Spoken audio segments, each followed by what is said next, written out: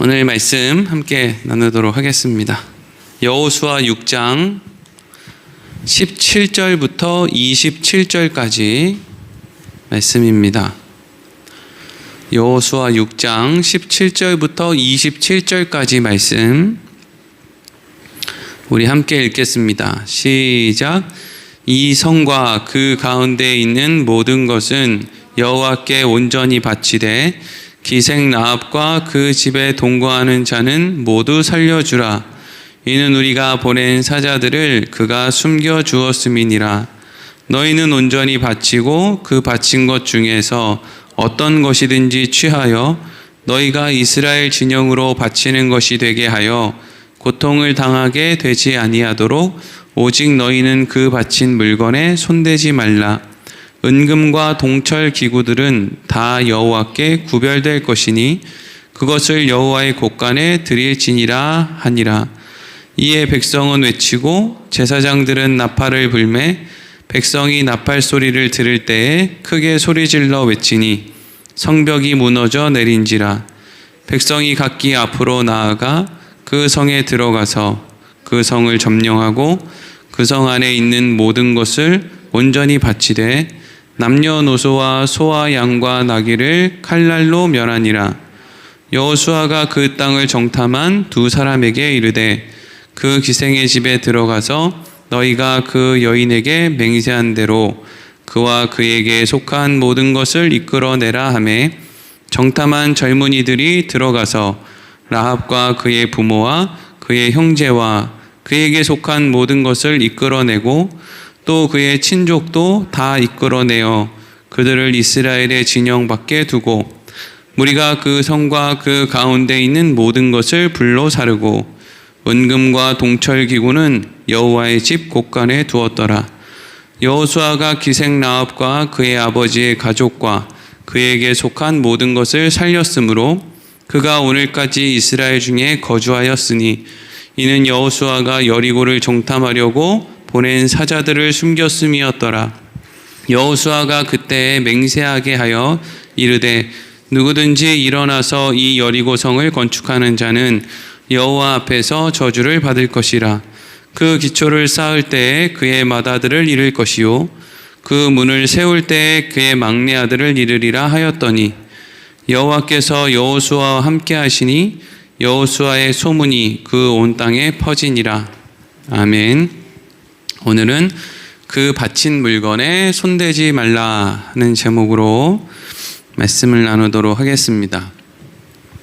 우리가 이제 여호수아 1장부터 순서대로 여호수아의 말씀을 함께 나누고 있는데 이스라엘 백성들이 요단강을 마른 땅과 같이 건너서 가나안 땅의 첫 성이었던 여리고성에 이제 도착을 했습니다.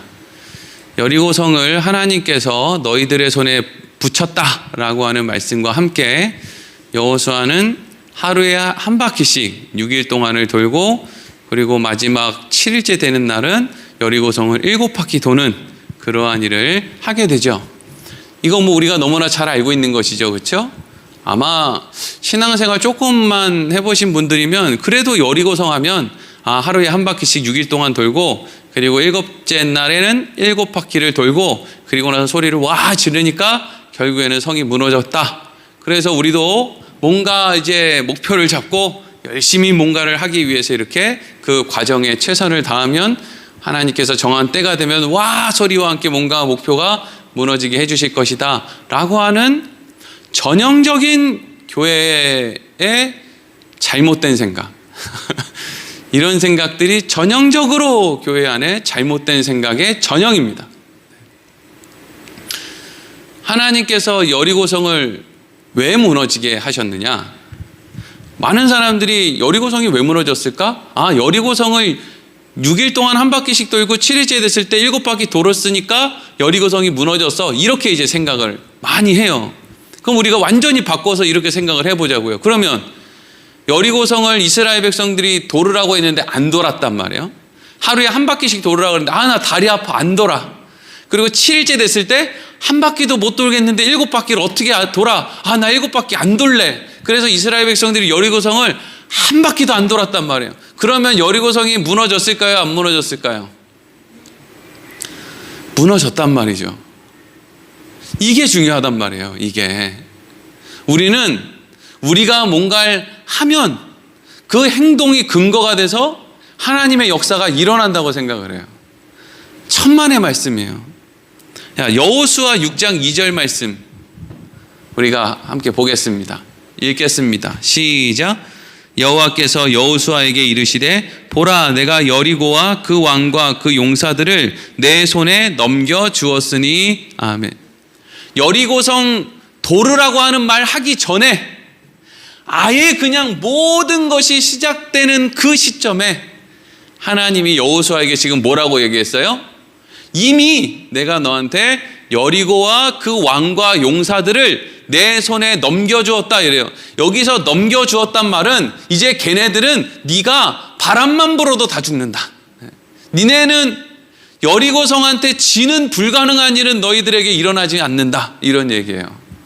그러니까 하나님께서 여리고 성을 무너뜨리는 것은 그냥 당연지사 일어나는 일이었고 여리고 성을 7바퀴 돌고 마지막 날에 그러니까 하루에 한 바퀴씩 7일 6일 동안 돌고 7일째 되는 날 7바퀴 도는 것은 그걸 통해서 여리고 성이 무너지느냐 무너지지 않느냐가 결정되는 게 아니라 그 외에 어떤 일을 하기 위해서 그냥 주어진 일이라는 것이죠.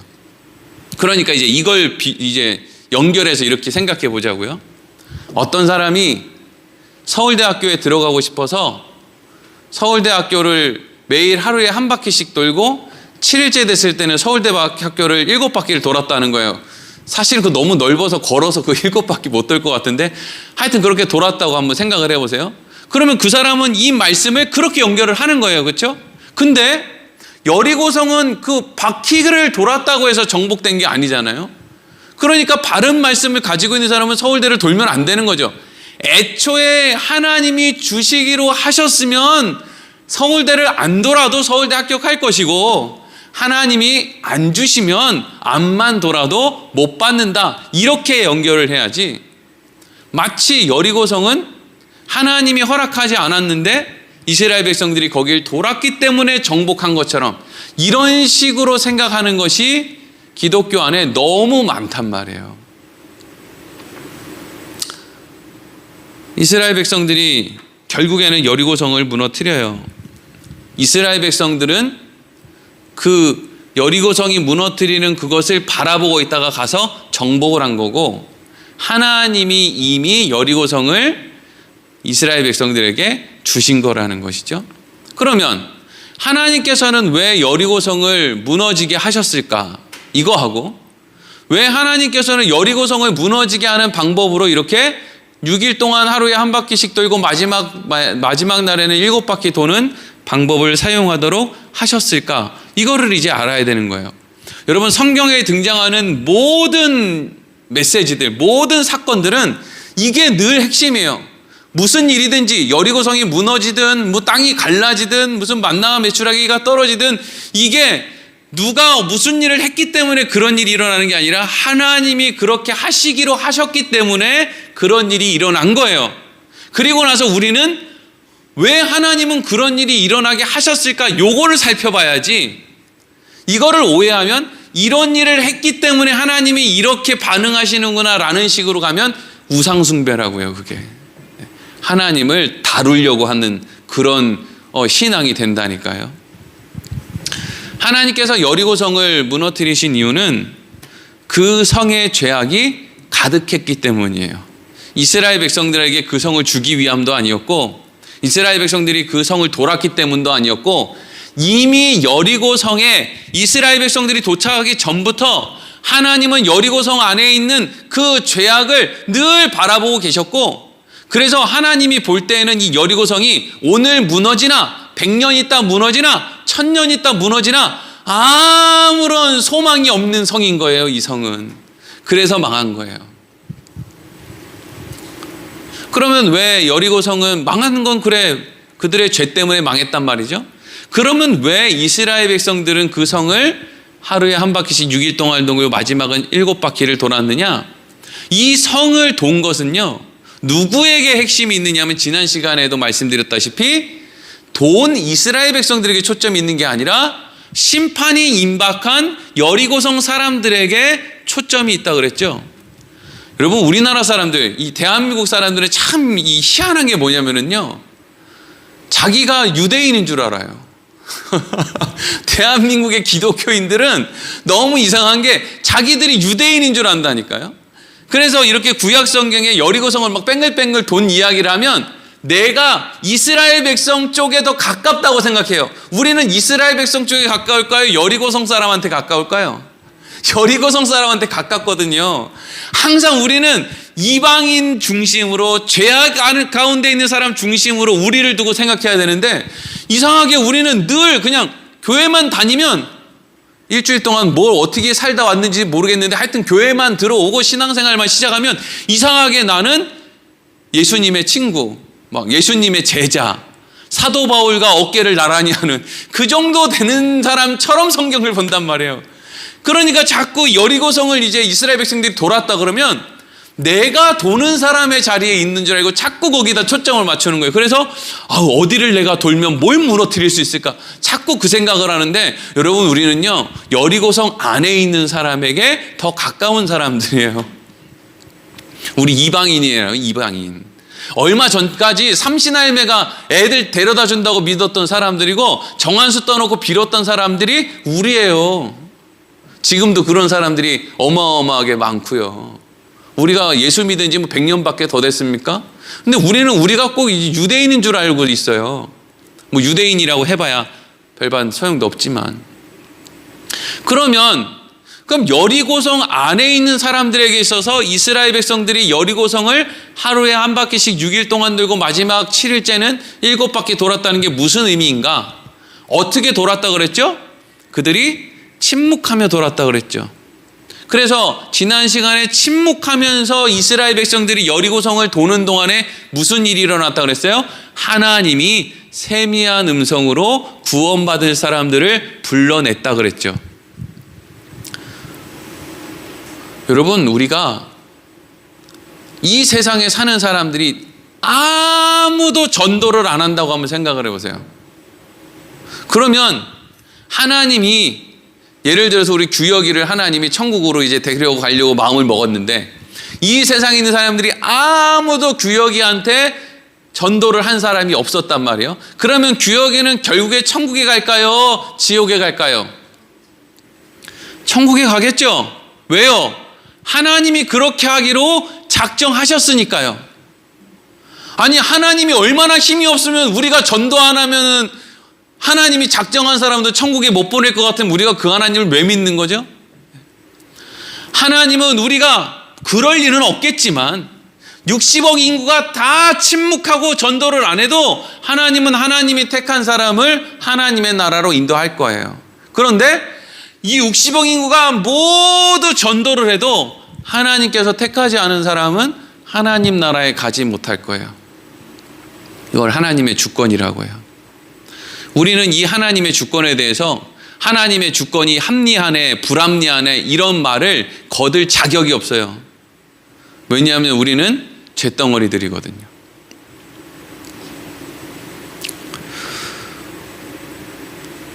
그래서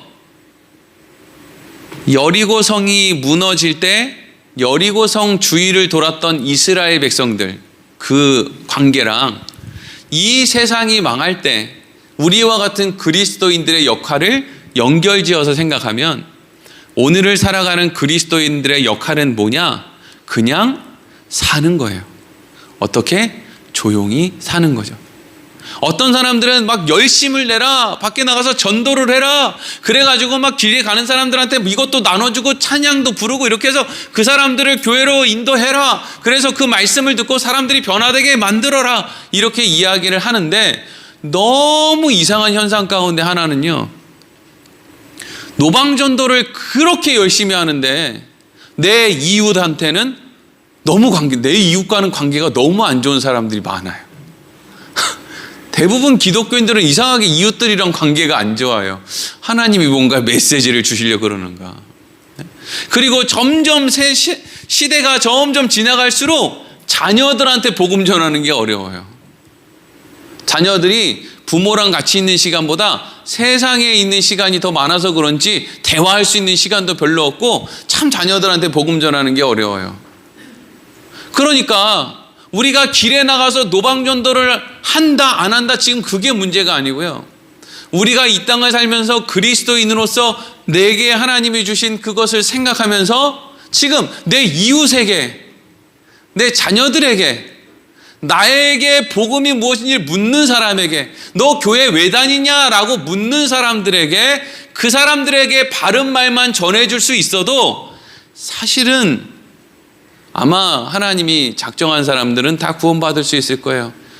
길에서 기타 치고 노래 안 부른다고 해도.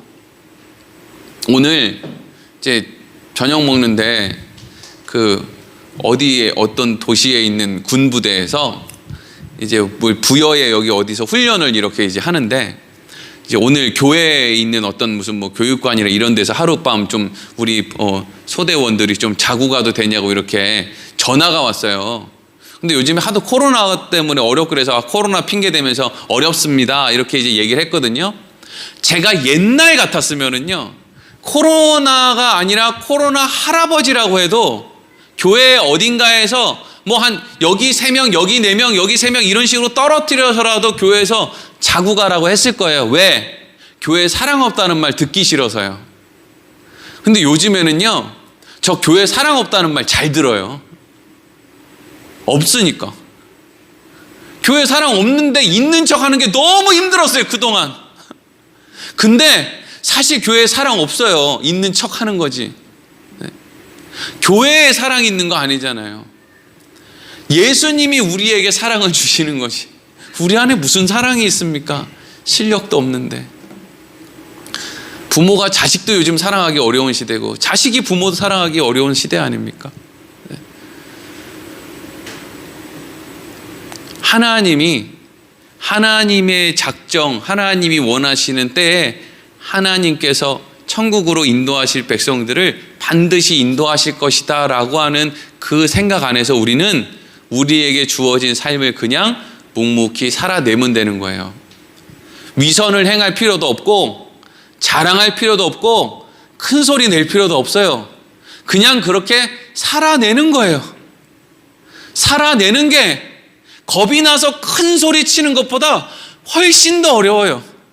살아내는 게 제일 힘들다고요. 예전에 저 아는 어떤 목사님이 그런 뭐 설교 시간에 그런 얘기를 했어요. 제가 전도사 때. 자기는 이제 뭐 암이라든지 어떤 큰 병에 걸리면 그날부로 곡기를 끊고, 그 곡기를 끊는단 말을 그 목사님한테 처음 들었어요. 곡기를 끊고 강대상에 엎드려서 죽을 때까지 강대상에서 안 벗어날 거다 이렇게 얘기하니까 성도들이 와 역시 우리 목사님 훌륭하다 이런 눈빛으로 봤는데 모르겠어요. 무슨 생각을 했는지는. 저는 근데 아유 저 훌륭하네 이런 생각을 잠깐 했던 것 같아요. 여러분 근데 그것만큼 쪼잔한 짓이 없어요. 여러분 제일 쪼잔한 게 뭐냐면요, 삶이 두려워서 죽겠다는 게 쪼잔한 거예요.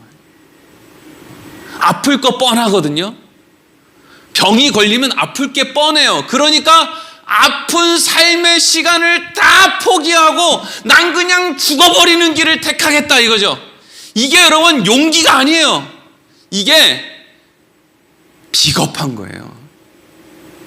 우리에게 주어진 삶이 이만큼인데 내가 죽기 전에 1년 동안은 치매에 걸려야 된다. 1년 동안은 내가 너무 몸이 아파서 그냥 화장실을 품에 안고 살아야 된다 라고 하는 인생을 하나님이 나한테 허락하셨으면 그 1년이라고 하는 시간을 어쨌든지 최선을 다해서 피를 토하면서도 살아내는 게 여러분 어려운 거예요. 그게 살겠다고 아둥바둥 거리는 게 아니고요, 죽는 게 멋있는 게 아니에요. 예수님이 살기 위해서 얼마나 애를 씁니까? 십자가에서 죽으시기 전까지 그냥 죽으려고 했으면 공생애 하지 말고 바로 죽지 3년 동안 얼마나 고생을 하면서 다녔어요. 근데 그게 훌륭한 것이고 그게 하나님이 원하는 거예요. 우리가 이 땅 가운데서 그리스도인으로 시끄럽게 소리내지 않고 조용하게 그리스도인으로 다른 사람들 사이에서 그냥 사는 거 있잖아요. 만만치 않은 일이에요. 오히려 시끄럽게 하는 게 훨씬 쉬워요. 왜? 시끄럽게 떠드는 동안에는 내가 뭔가 대단한 그리스도인 것처럼 느껴지거든요. 근데 시끄럽고 떠드는다고 해도 우리 안에 있는 그 중심이 뭔지는 내가 더 잘 아는 것이죠. 네. 너무 긴 시간 요 앞에 얘기를 했으니까 얼른 이제 오늘 본문으로 들어가서 네. 그래서 이제 사실 여리고성이 무너지는 건 잠깐이라고 그랬죠. 뭐 하나님이 작정하면 지구가 무너지는 건 뭐 잠깐 아니겠습니까? 금방 한순간에 다 사라질 수 있지. 그 전에 어떤 일이 일어나고 후에 어떤 일이 일어나고 그걸 통해서 우리에게 무슨 메시지를 주고 이게 중요하지. 여리고성이 무너지는 건 아무것도 아닌 거죠. 여리고성이 무너졌을 때 하나님께서 여호수아를 통해서 시키신 일이 두 가지가 있어요. 첫 번째 명령은 여리고성 안에 은금과 동철이 있는데 그것들은 여호와의 곳간에 드려야 된다라는 것과, 두 번째는 물건, 사람, 물건, 짐승 이런 것들을 다 진멸하라 라고 하는 명령이었어요. 18절에서 21절 말씀 우리 같이 보겠습니다. 시작. 너희는 온전히 바치고 그 바친 것 중에서 어떤 것이든지 취하여 너희가 이스라엘 진영으로 바치는 것이 되게 하여 고통을 당하게 되지 아니하도록 오직 너희는 그 바친 물건에 손대지 말라. 은금과 동철 기구들은 다 여호와께 구별될 것이니 그것을 여호와의 곳간에 드릴지니라 하니라. 이에 백성은 외치고 제사장들은 나팔을 불매 백성이 나팔 소리를 들을 때 크게 소리질러 외치니 성벽이 무너져 내린지라. 백성이 각기 앞으로 나아가서 그 성에 들어가서 그 성을 점령하고 그 성 안에 있는 모든 것을 온전히 바치되 남녀노소와 소와 양과 나귀를 칼날로 멸하니라. 아멘. 은금과 동철은 하나님의 곳간에 넣어둬라. 그 외의 것들은 다 진멸해라. 이 두 가지가 이제 명령이에요. 이제 은금 동철을 왜 하나님의 곳간에 모아두라고 했는지는 이제 조금 있다가 보고, 먼저 왜 하나님께서는 여기 있는 모든 것들을 다 진멸하라고 했을까? 그래서 이 신앙생활 하지 않는, 하나님을 알지 못하는 사람들은 이런 말씀을 들으면 막 전부 다 막 이를 드러난다 그랬죠. 하나님이 사랑의 하나님이냐고. 어떻게 사랑의 하나님이면 여리고성에 있는 어린아이, 여자 뭐 이런 사람들은 다 살려야 되는 거 아니냐고. 그러면서 막 하나님이 막 뭐 무서운 하나님이다고 막 그러죠. 그리고 어떤 그리스도인들 가운데서도 이런 말씀을 보면, 이런 거는 참 받아들이기 힘들다. 하나님 어떻게 사랑의 하나님이고, 우리 예수님 사랑의 예수님이지 어떻게 이렇게 사람을 그렇게 무차별하게 죽이라고, 짐승들은 또 무슨 죄냐고. 근데 여러분, 우리는 이런 말씀을 대할 때 항상 무엇을 확인해야 되냐면요, 이 세상은 다 누구 거예요? 하나님 거예요. 언제부터? 처음부터. 그러니까 하나님 이 세상 게 모두 다 하나님 거니까 하나님이 죽이신다 그러면 그냥 죽지 뭐, 이걸 생각하라는 게 아니라 주의를 환기하고 이런 거를 우리 삶 가운데 좀 한 번씩 정리할 때가 필요해요. 이 세상의 모든 것이 다 누구 거라고요? 하나님 거라고요. 이걸 여러분 날마다 머릿속에 확인하고 또 재확인하는 사람들은요, 사실 실망할 게 없어요. 낙심할 것도 없고요. 뭐 아쉬운 것도 없고요. 애초에 다 누구 거였다고요? 하나님 거였다고요. 그래서 창세기 1장 1절에 뭐라고 돼 있죠? 같이 한번 읽어보겠습니다. 시작. 태초에 하나님이 천지를 창조하시니라. 아멘. 태초에 하나님이, 태초라고 하는 그 시간이 하나님으로 인해서 이제 생겨나게 된 거죠. 그러니까 이런 말씀을 대할 때 우리는 예수님을 생각하면 자꾸 하나님, 예수님 나랑 가까이 있으니까 하나님도 막 나랑 가까이 있는 것 같은데, 사실 여러분 하나님과 우리와의 그 거리는요, 말로 표현할 수 없을 정도의 거리에 있는 것이죠. 그러니까 하나님이 이 세상의 모든 것의 주인이고 우리는 그냥 창조주의 손에 의해서 태어난 피조물에 불과하다라고 하는 이 관계가 엄청난 관계인 거예요. 그래서 우리가 하나님에 대해서 이건 너무 불합리합니다. 이건 뭐 괜찮습니다. 이렇게 얘기할 자격이 사실은 우리에게 없다는 것이죠. 그리고 사도 바울은 하나님과 우리와의 관계에 대해서 이런 식으로 설명을 해요. 같이 읽어보겠습니다. 로마서 9장 18절에서 23절. 시작. 그런즉 하나님께서 하고자 하시는 자를 긍휼히 여기시고 하고자 하시는 자를 완악하게 하시느니라. 혹 내가 내게 말하기를 그러면 하나님이 어찌하여 허물하시느냐 누가 그 뜻을 대적하느냐 하시하리니 이 사람아 내가 누구이기에 감히 하나님께 반문하느냐 지음을 받은 물건이 지은 자에게 어찌 나를 이같이 만들었느냐 말하겠느냐 토기장이가 진흙 한 덩이로 하나는 귀 있을 그릇을 하나는 천 있을 그릇을 만들 권한이 없느냐 만일 하나님이 그의 진노를 보이시고 그의 능력을 알게 하고자 하사 멸하기로 준비된 진노의 그릇을 오래 참으심으로 관용하시고 또한 영광받기로 예비하신 바 긍휼의 그릇에 대하여 그 영광의 풍성함을 알게 하고자 하셨을지라도 무슨 말을 하리요? 아멘. 사도 바울이 무슨 얘기하냐면 하나님이 창조주고 우리는 피조물이야. 그런데 이걸 내가 알기 쉽게 예를 들어서 설명해 줄게. 하나님은 도자기를 만드는 도공이고 우리는 진흙이야. 진흙은 말을 합니까? 못합니까? 말을 못하죠. 도공이 진흙을 가지고 뭘 만들든지 간에 그냥 이 진흙은요 만들어지는 존재지. 도공한테 똑바로 만들어라, 왜 날 빙글빙글 돌리냐, 난 어지럽다, 이렇게 얘기하는 존재가 아니라는 거예요. 여전히 우리 가운데 어떤 사람들은 자꾸 자기를 이렇게 높여가지고 신과 인간이 협력해서 이 세상을 구원된 길로 인도해야 된다라고 자꾸 엉뚱한 이야기를 하는데, 하나님과 우리가 협동해서 무슨 일을 하면은요 망해요. 왜? 우리는 전부 죄덩어리라서 하나님도 끌고 죄로 갈 거거든요. 그래서 하나님은 우리랑 같이 일하지 않으시고요, 하나님 혼자 하나님의 일을 하신단 말이에요. 그래서 하나님이 아브라함하고 언약을 맺을 때도 아브라함을 재워놓고 언약을 맺잖아요. 왜? 아브라함을 깨워놓고 언약을 맺으면 아브라함이 그 언약 안 지킬 거 뻔히 안단 말이죠. 그러니까 여러분, 우리는 이 그리스도인들은 항상 주기적으로 하나님의 사랑, 은혜도 생각해야 되지만 또 뭘 생각해야 되냐면, 그래, 하나님과 나는 이렇게 거리가 멀어. 내가 지금 하나님한테 뭘 내놔라, 하나님 실망이에요, 하나님 어떻게 나한테 이럴 수 있어요, 이런 말을 할 정도의 거리가 아니다라는 것을 좀 생각해 볼 수 있어야 된다고요. 하나님이 여리고성을 무너뜨리고 거기 있는 걸 전부 진멸하라고 그랬어요. 하나님은 그렇게 말할 자격이 있어요. 왜? 전부 하나님 거니까요. 애초부터 다 하나님 거였다고요.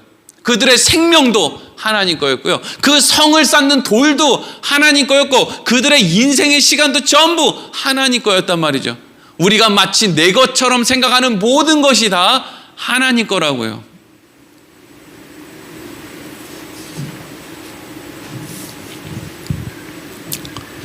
그럼에도 불구하고 누군가가 그래도 하나님, 왜 하나님이 이렇게 여리고성을 다 진멸하라고 말씀하셨는지 그거는 참 납득하기가 어렵습니다. 우리에게 지혜를 주셔서 왜 그렇게 하셨는지 좀 알려주십시오라고 이야기하는 사람이 있다면 하나님께서는 이렇게 말씀하실 거예요.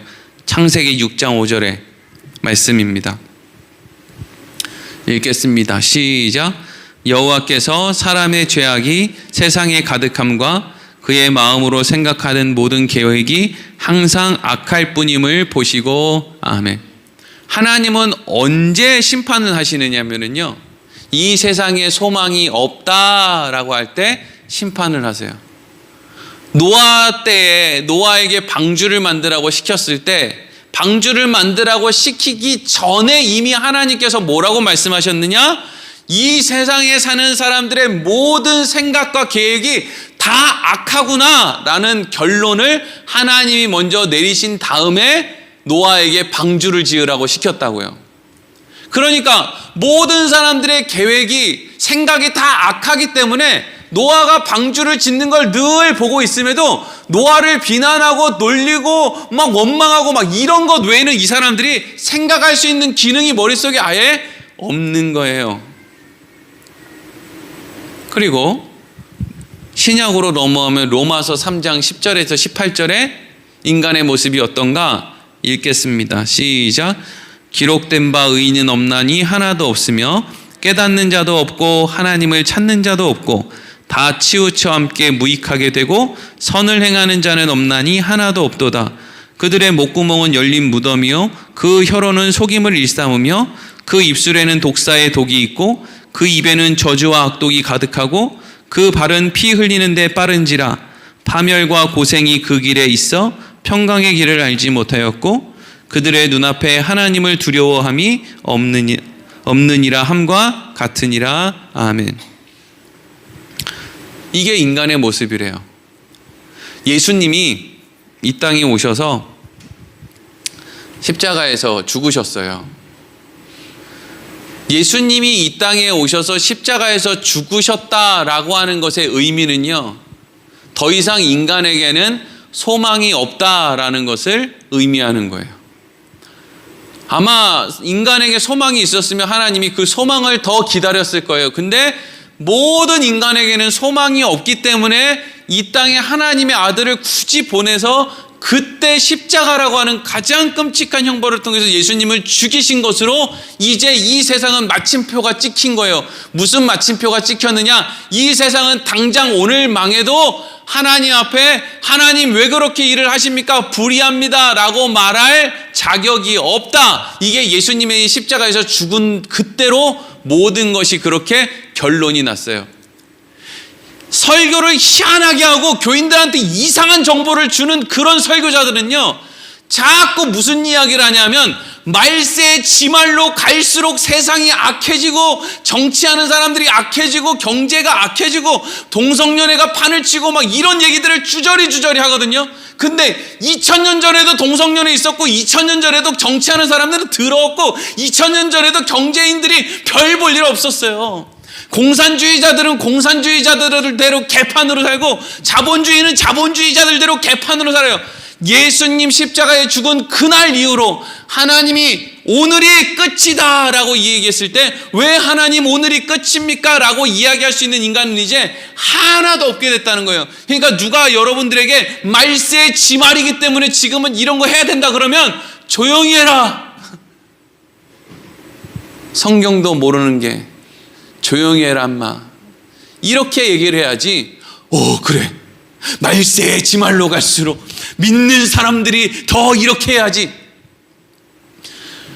말세 지말로 갈수록 믿는 사람들이 뭐 할 건데요? 지금 코로나도 하나 못 이겨가지고 전부 다 전전긍긍하고 목사들은 전부 다 월세를 내니 못 내니 모이면 그 얘기만 하고 있고, 예? 교회를 짓는 사람들은 또 얘기하지 말아야지. 또 민감한 분들이 계셔가지고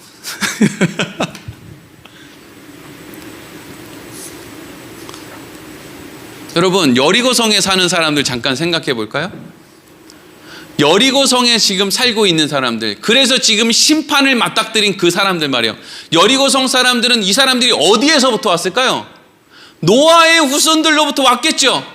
어디선지는 모르겠어요. 하지만 분명한 건 노아의 때에 노아의 가족을 제외한 모든 사람들은 다 죽었잖아요. 그러니까 노아의 후손 가운데 그게 뭐 함의 자손이든 셈의 자손이든 어떻게 갈라져 왔든 하여튼 그 사람들은 노아의 자손이에요. 하나님을 모를 리 없겠죠? 하나님에 대한 감각이 없을 리 없겠죠?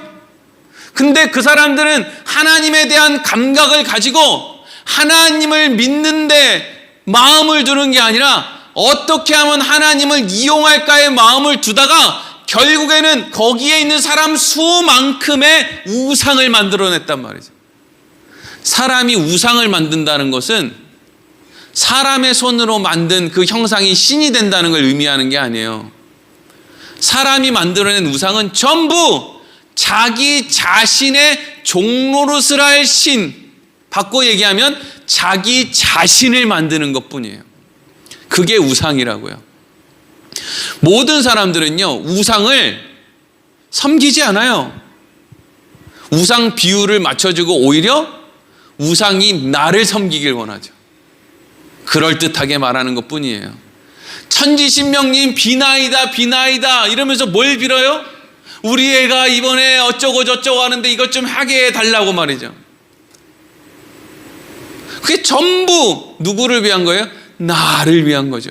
내 자식을 위한 거거나 나를 위한 것이죠. 하나님을 아는 감각이 있는데 그 모든 감각을 어디다 쓴다고요? 나를 위해서 쓴다. 바꿔 이야기하면 나를 신으로 만드는데 하나님이 주신 감각을 사용한다는 거죠. 아담과 하와가 에덴 동산에서 그랬던 것처럼.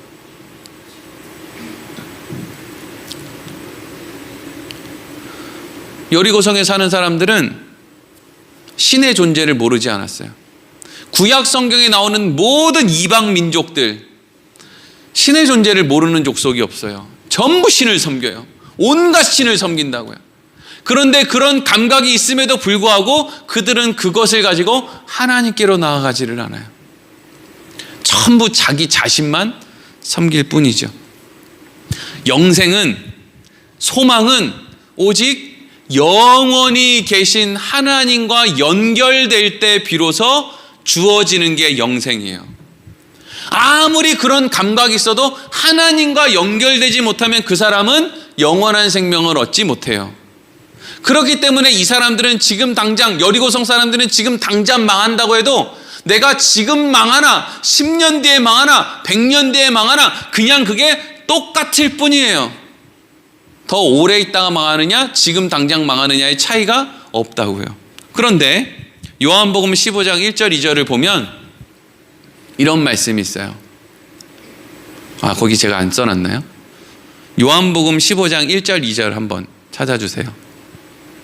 읽겠습니다. 시작. 나는 참 포도나무요 내 아버지는 농부라.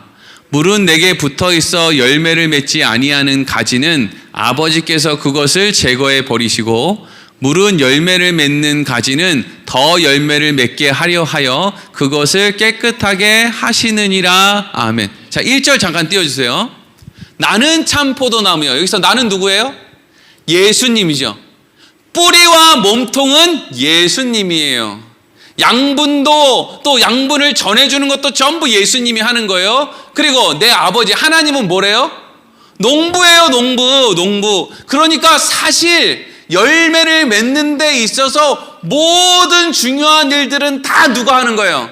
하나님이 하시고 예수님이 하시는 거죠. 내 아버지는 농부고 나는 포도나무라고 그러죠. 근데 그럼 우리는 뭐예요? 2절 보니까 우리는 뭐래요? 가지래요. 가지.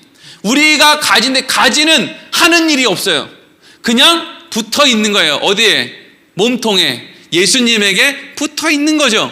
그러면 뿌리와 줄기에서 양분을 다 만들고 또 거름 주고 하나님이 거름 주고 양분 주고 이런 걸 물 주고 다 하면 결국에는 모든 양분이 어디로 가요? 가지로 가서 거기서 열매가 맺힌다는 거예요. 이게 성경이 이야기하는 구원받는 사람들의 모습이에요. 모든 일은 아버지가 하시고 예수님이 하는 거예요. 그러니까 우리는 뭐가 중요하냐 하면 내가 무슨 일을 하느냐 안 하느냐 얘가 중요한 게 아니라 내가 예수님에게 붙어 있느냐 붙어 있지 않느냐가 중요하다는 거죠. 근데 여기 정말 중요한 얘기가 하나 나와요. 뭐냐 하면 우리가 저 보세요. 열매를 맺는 가지는, 그럼 열매를 맺는 가지는 어떻게 해야 된다 했어요? 예수님에게 붙어 있으면 된댔죠. 근데 열매를 맺는 가지는 더 열매를 맺게 하려고 그것들을 어떻게 하신대요? 깨끗하게 하신다 그러죠. 그래서 정말 바른 신자들의 인생에 고난이 찾아오는 거예요. 왜? 그 고난이 여러분들을 깨끗하게 만드는 거거든요. 그래서 가지치기를 하잖아요. 좋은 열매 맺으라고 가지치기를 한다고. 양분이 더 잘 가라고 가지치기를 한다고. 그게 신자의 모습이라고요. 여리고성에 사는 사람들은 하나님에 대한 감각은 있었지만 하나님에게 붙어 있을 마음이 없고 하나님을 이용해 먹을 생각만 있었어요. 오늘날 교회 안에 있는 사람들 가운데서도 하나님을 이용해 먹으려고 하는 사람들이 너무 많아요. 어떤 사람이 하나님을 이용해 먹으려는 사람인 줄 아세요? 하나님에 대한 관심은 하나도 없고 어떻게 기도하면 된다, 방언받는 법, 기도 응답받는 법, 어쩌고 저쩌고 하는 법. 여리고성 돌듯이 교회를 몇 바퀴를 돌아라. 학교 갈 때 교회 한번 들리고 집에 갈 때 교회 한번 들려서 기도해라. 그러면 니네 소원이 이루어진다. 이런 모든 사람들은 전부 하나님 이용해 먹으려는 사람들이에요. 어쩜 그렇게 하나님을 알 생각도 없이 이용해 먹을 생각만 눈이 시뻘게 가지고 그렇게 할 수 있어요?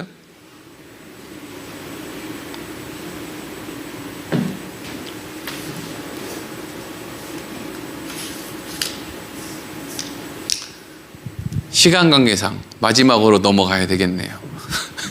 요즘에 이상하게 설교가 자꾸 길어져가지고 주일 설교 끝나고 아주 그냥 전부 다 지쳐 돌아가는 모습을 보고 참 마음이 아팠어요.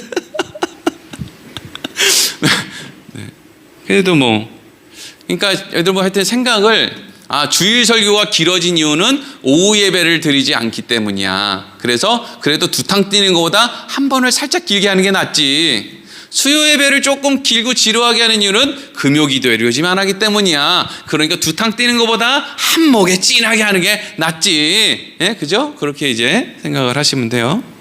이제 오늘 또 중요하게 이제 설명하기도 하는데 이거예요. 왜 여리고성에 있는 모든 것들은 다 진멸하라 그래 놓고 은금과 동철은 하나님의 곳간에 모아두라고 했을까? 이거죠. 이걸 단순하게 생각하면 당시에 이스라엘 백성들은 은금과 동철을 재련하는 기술이 없었다고요. 이 기술은요, 가나안에 살고 있었던 사람들만 있어요. 그래서 사사기에 보면 철기 문명을 거기서 이스라엘 백성들이 처음 경험하게 돼서 그게 너무 아까워가지고 하나님이 그 철기 문명을 갖고 있는 족속을 전부 멸하라고 했는데 그 사람들을 살려주는 모습이 나와요. 희한하죠. 걔네 죽이면 그 귀한 철기 문명을 못 배울까봐, 못 받아들일까봐 이거 얘기하려는 건 아닌데 하여튼 이 당시에 여리고성에는 이미 은금과 동철이 있었는데 이 은금과 동철을 하나님의 곳간에 넣어두라고 한 것은 이스라엘 백성들에겐 이걸 만드는 기술이 지금 없었다고요. 그래서 이걸 가지고 하나님이 하나님의 곳간에 성소에 성막 안에 어느 장소에 두라 이렇게 이제 말씀을 하셨다는 거예요. 그러면 이제 우리가 이렇게 생각할 수 있죠. 그냥 이렇게 생각하고 끝낼 수도 있어요. 하나님은 역시 이스라엘 백성들이 필요를 아시고 미리 다 필요 없는 건 진멸하라 그래 놓고 필요한 것은 따로 떼어서 딱 이렇게 보관하게 하셨구나 라고 생각하고 오늘 하나님 말씀 우리가 잘 나눴습니다. 하나님께서는 하나님의 백성들의 진멸할 건 진멸하지만 필요는 또한 채우시는 분입니다. 이렇게 하고 끝날 수도 있지만 여기서 한 걸음 더 나아가면 이 은금과 동철이 이후에 어디에 쓰여졌느냐라는 것을 이제 우리가 알아야 된다고요. 은금과 동철을 백성들에게 나눠주지 않았어요. 이 은금과 동철은 하나님의 곳간에 그냥 보관이 돼 있었어요. 언제까지 얘네가 보관되어 있냐면 솔로몬 시대에 성전을 지을 때까지 이 은금과 동철이 계속 거기에 보관되어 있는 거예요. 그러면 하나님께서는 백성들이 쓰지도 못할 은금과 동철을 여호와의 곳간에다 보관하라고 하실 때 이 은금과 동철이 어떤 이유로 쓰임을 받을지 이미 아셨겠죠. 그럼 이 은금과 동철이 어디 쓸 거라는 걸 아셨을까요? 성전을 짓겠구나. 그래서 우리는 이 은금과 동철을 준비하신다고 했을 때 무엇을 연결하느냐 하면 이 여리고 성에 있는 사람들은 심판이 준비되어 있지만 그 심판 앞에 구원받을 어떤 방법이 함께 주어지지 않고 그냥 심판만 주어지는 사람들이라는 거예요. 근데 이스라엘 백성들도요, 나중에 그들이 행한 죄로 인해서 결국에는 다 망하게 되고 하나님의 심판을 받게 되는 거예요. 근데 중요한 것은 이스라엘 백성 안에는 무엇이 준비되어 있느냐? 심판만 준비되어 있는 게 아니라 그 안에 성막이라고 하는, 성전이라고 하는, 예수 그리스도라고 하는 구원의 길이 열려있는 사람들이다. 이것을 우리에게 가르쳐 주는 거죠. 여러분, 우리 인생도요, 이 세상에 사는 모든 사람들의 인생은 심판이 있죠. 그리스도인들도 모든 삶이 끝나고 나면 심판이 있어요. 우리는 우리의 육신이 죽는 건 다 망하는 거잖아요. 그런데 중요한 건 어떤 사람들은 자기 마음대로 살다가 자기 죄에 의해서 그냥 죽어버리는 사람들, 자기가 자기 죄에 대한 책임을 져야 되는 사람들이 있는 반면 어떤 사람들은 분명히 나도 똑같이 죄짓고 똑같이 잘못 살고 똑같이 망하는데 그럼에도 불구하고 은금과 동철과 같은 하나님이 준비하신 성전, 성막과 같은 예수 그리스도가 예비된 사람들이 있다는 거예요. 그게 오늘 말씀이 우리에게 주시는 것이죠. 여러분, 우리는 신약 시대를 살고 있어요. 신약 시대를 살고 있다고요. 신약 시대를 살고 있다는 이야기는 모든 성경을 예수 그리스도를 중심으로 보아야 된다는 걸 의미하는 거예요. 우리는 구약 시대를 살고 있는 게 아니기 때문에 여리고성이 무너지는 걸 볼 때 그걸 6바퀴 돌았느냐 7바퀴 돌았느냐가 중요하다고 생각하면 안 되는 사람들이에요. 그래서 설교 시간에 우리도 그렇게 정성을 다해서 침묵하고 열심히 뭔가를 돌면 하나님이 뭔가를 주실 겁니다 라고 하는 쪽으로 가면 안 된단 말이에요. 왜? 우리는 신약을 살고 있거든요. 신약을 살면서도 구약을 사는 것 같은 그런 신앙생활하는 사람들이 너무 많은 거예요. 우리는 항상 구약 성경을 통해서 누구를 보아야 되느냐? 예수님을 보아야 되고요. 그리고 우리에게 어떻게 구원의 길이 열리게 되었는지를 발견할 수 있어야 된다고요.